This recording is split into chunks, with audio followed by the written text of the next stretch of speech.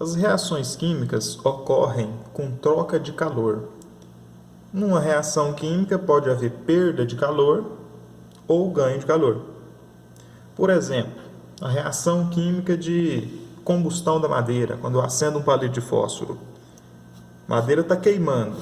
Essa reação está liberando calor. Se eu chegar perto lá, chega a queimar a mão, porque está liberando grande quantidade de calor.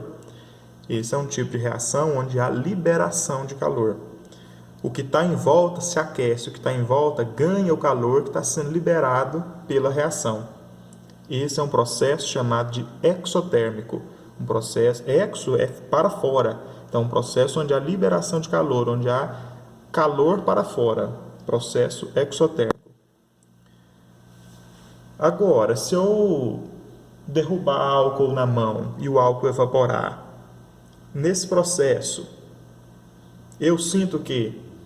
Eu sinto esfriamento da mão, porque o álcool está evaporando. No processo do álcool evaporar, ele ganha calor. Ele ganha calor da minha mão, ele ganha calor do que está perto, do recipiente, do ambiente. Ele vai absorver calor. Então, é um processo que envolve o ganho de calor, o processo de vaporização do álcool, por exemplo. Um processo que envolve ganho de calor. Um processo onde tem calor para dentro. O calor está indo para dentro das partículas e saindo do ambiente externo. Um processo onde dá ganho, onde dá absorção de calor, nós chamamos esse processo de endotérmico. Então, os processos exotérmicos são aqueles onde há liberação de calor. A reação ocorre perdendo calor. Os processos endotérmicos são aqueles onde há absorção de calor. A reação ocorre a partir do ganho de calor do ambiente externo. No processo exotérmico, nós temos o reagente, que vai se transformar no produto, e calor será liberado. Agora, da onde esse calor veio? Esse calor que está sendo liberado, ele estava onde antes? Ele estava dentro das partículas do ar. Este calor armazenado, nós chamamos de entalpia. Um calor que está armazenado no ar. E quando ocorre a reação, você tem um material B com menos calor armazenado, e calor e energia é liberado na forma de calor. Esse calor armazenado que eu estou falando é energia. Calor é uma forma de energia. Então ele tem energia armazenada nas partículas, depois ele passa a ter uma quantidade menor de energia armazenada nas partículas e calor. Parte dessa energia que estava armazenada aqui nas partículas do ar, vai ser liberada na forma de calor. No final, o balanço energético é o mesmo. Eu tenho a mesma quantidade de energia no reagente e no produto. A mesma quantidade de energia. Só que aqui, toda essa energia estava armazenada dentro das partículas. Aqui, uma parte continua armazenada dentro das partículas e uma parte está lá queimando minha mão, está lá sendo liberada na forma de calor, aquecendo o ambiente externo. Exemplo disso, a reação de condensação da água. Eu tenho água no estado vapor. Quando a água se transforma para o estado líquido, quando há essa transformação física aí, de condensação da água, a água vapor se transformando em água líquida, ocorre a liberação de energia, liberação de calor. Parte da energia que estava aqui, das partículas da água, energia cinética, né? As partículas de água no estado de vapor têm muito mais energia cinética, as partículas se agitam muito mais rapidamente, por isso ficam muito mais distantes umas das outras quando a água está no estado de vapor. Quando essas partículas perdem energia, começam a se agitar menos, começam a se aproximar, começam a se reorganizar de outra maneira, começam a interagir mais, e eu passo a ter água no estado líquido, essa energia que foi perdida pelas partículas vai ser liberada na forma de calor, 44 kJ. Isso aqui nós estamos falando da reação de 1 mol de H2O vapor se transformando em 1 mol de H2O líquido, a liberação de 44 kJ.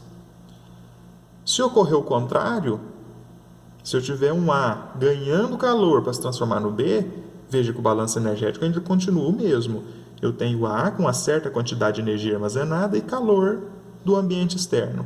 Quando eu somo esse calor do ambiente externo à energia armazenada de A, ele vai se transformar em B. Essa energia armazenada nós estamos chamando de entalpia. Então, quando eu adiciono mais calor a A, eu vou ter uma quantidade maior de energia armazenada e não vou ter calor. O calor do ambiente externo vai ter sido consumido, vai ter sido armazenado nas partículas. Então, houve um aumento da entalpia. Enquanto aqui há uma diminuição, eu tinha uma certa entalpia em A, essa entalpia diminui, porque parte da energia transformou em calor. Aqui é o contrário. Eu tinha uma certa entalpia em A, ganho calor, essa entalpia aumenta para se transformar em B. Exemplo disso, água no estado líquido se transformando em água no estado vapor.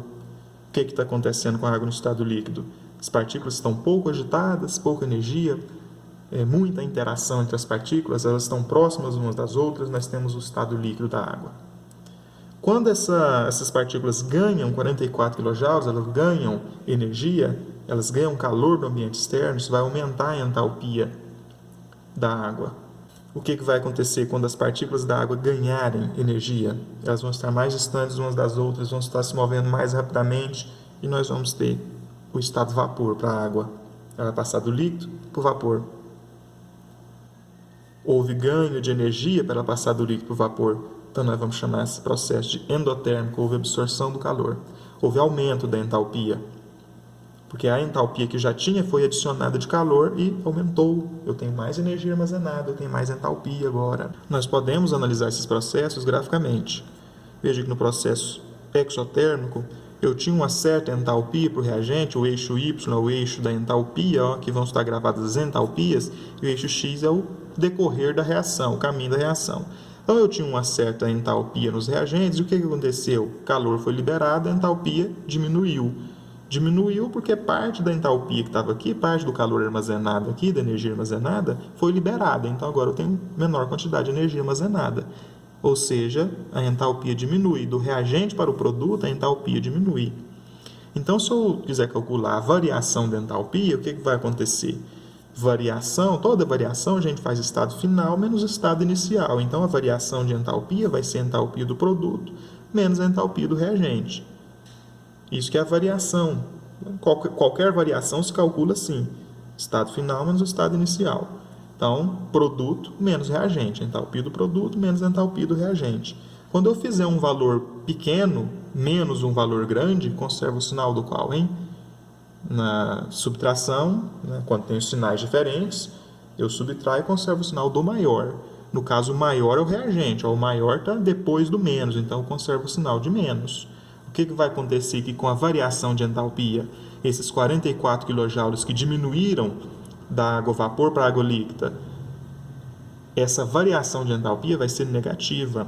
Nós falamos que o ΔH da reação é menor do que zero, ΔH negativo. Todo processo exotérmico caracteriza-se por um ΔH negativo, ou seja, há uma variação para baixo aqui no gráfico. Há uma diminuição da entalpia do reagente para o produto. O reagente está em cima, o produto está embaixo. E há uma diminuição da entalpia. Esse é um processo exotérmico, ΔH negativo. Agora, se eu tiver um processo endotérmico, eu tenho uma certa entalpia para os reagentes, e eu vou ganhar energia, eu vou ganhar calor, eu vou ganhar aqueles 44 kJ. Eles estão no reagente. Então, significa que eu vou somar 44 kJ para chegar no produto. Não vou perder 44, eu vou ganhar 44 kJ. Então, o reagente vai ganhar energia do ambiente externo para se tornar o produto. Significa que nós vamos ter uma variação positiva para a entalpia. Desta vez, a entalpia do produto é maior que a entalpia do reagente. Então, o valor maior vai ser este, o valor positivo desta vez. Então, a entalpia do produto é maior que a do reagente, eu vou ter produto menos reagente e vou ter um ΔH maior do que zero, um ΔH positivo. Então, sempre que a gente tiver um ΔH positivo, a gente tem uma reação endotérmica, uma reação onde há ganho de calor, onde há aumento da entalpia. A entalpia dos reagentes aumentou para os produtos.